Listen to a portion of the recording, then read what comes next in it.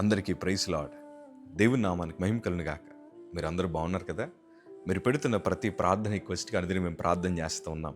మా ఆశ అంతా ఒకటే, ఎక్కడైతే మీరు తృణీకరించబడ్డారో, ఎక్కడైతే వెలివేయబడ్డారో, ఎక్కడైతే గుండెలు పగిలేలాగేడ్చారో అదే స్థలాల్లో నా ప్రభు మీ అందరిని హెచ్చించబోతున్నారు. విశ్వాసంతో ప్రార్థన చేయండి. ఘనమైన విజయాలు ఖచ్చితంగా నా ప్రభు మీ అందరికీ దయచేస్తారు.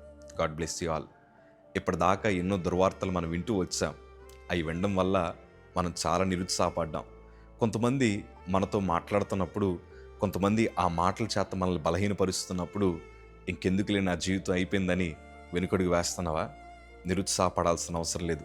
ఎందుకంటే నువ్వు నేను ఆరాధిస్తున్న దేవుడు అరణ్యంలో త్రోవను కలుగు చేయగలిగిన వాడు. మనుషులు పలు రకాల మాటలు అంటారు.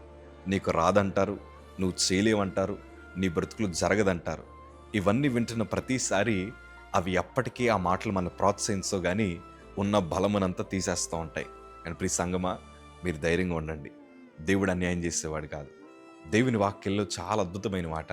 కీర్తనల భాగము 107వ కీర్తన 4వ మాట చదవగలిగితే, వారు అరణ్యమందలి ఎడారి త్రోవను తిరుగులాడుచుండరి, నివాసపురం ఏదియు వారికి దొరకకపోయెను.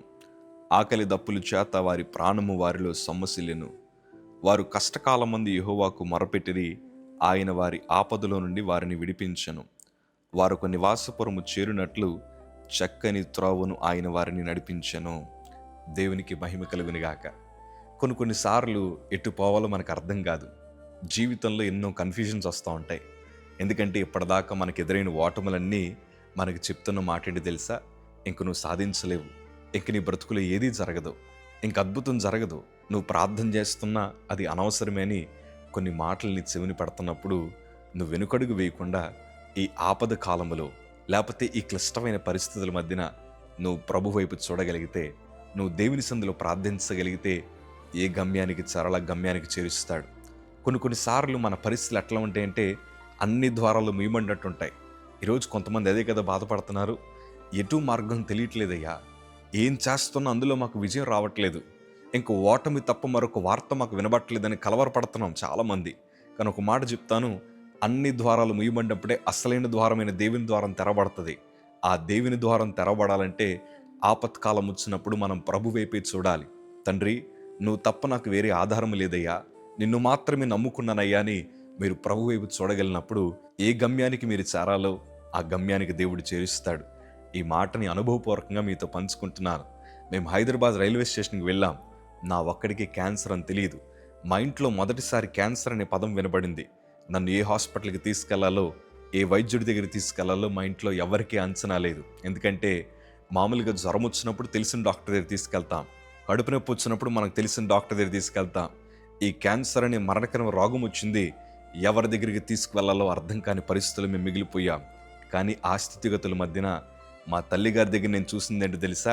ఆమె నోటంట ఒకే ఒక్క పదం వస్తూ ఉండేది. అదేంటో కాదు, యేసు రక్తమే జయము. పదే పదే ఈ పదాన్ని చెప్తూ ఉండేది. మా తల్లి వైపు చూస్తూ ఉండేవాడిని. అసలు ఎందుకు ఈ పదాన్ని చెప్తుంది అనుకున్నాను, కానీ అందులో దాగున్న గొప్ప విజయం ఏంటో తెలుసా? ఏ సమయమని ఏ సహాయం అవసరమో ఆ సహాయాన్ని పంపగలిగిన వాడే మనం ఆరాధిస్తున్న నజరేయుడైన యేసు ప్రభులు వారు. మా కుటుంబము ప్రభు దగ్గర మొక్కడం ప్రారంభించారు. గమ్యము తెలియని మాకు మేమెక్కిన ట్రైన్లోనే దేవుడు ఒక సేవకుడిని పంపించి మేమెక్కడికి చేరాలో ఆ స్థలానికి దేవుడు చేర్చాడు. సిఎంసి వెలూరుకు ప్రయాణమే వెళ్ళమని ఒక సేవకుడు మాకు సలహా ఇవ్వగా ఆయన మాట పట్టుకొని మా ప్రయాణం కొనసాగింది. ఎన్నో ఇబ్బందులు మేము ఎదుర్కొన్నా, ఎన్నో పరిస్థితులు మా జీవితంలోకి వచ్చినా ఆయన మమ్మల్ని చేయి విడిచిపెట్టలేదు. అందుకే నేను అంటాను, ఆపత్కాలంలో దేవుని మీద మనం ఆధారపడగలిగితే ఎక్కడికి చేరాలో ప్రభు అక్కడికి చేరుస్తాడు. నీ గమ్యాన్ని మారుస్తాడు.